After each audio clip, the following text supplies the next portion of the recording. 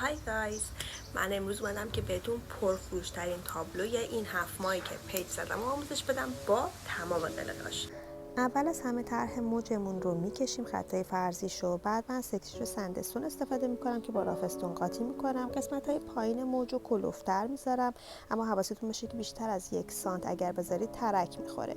ابر رو اینجوری حالت برش میبرم، ابر رو به حالت ضربه‌ای تو قسمت های پایین میزنم و این ضربه ها رو محکم میزنم خب که جا بجاشه.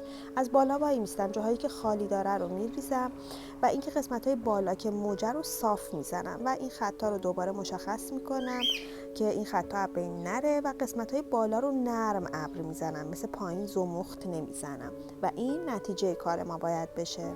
قسمت رنگش هم میزنم بعد از 24 ساعت که خوش شد و تمام.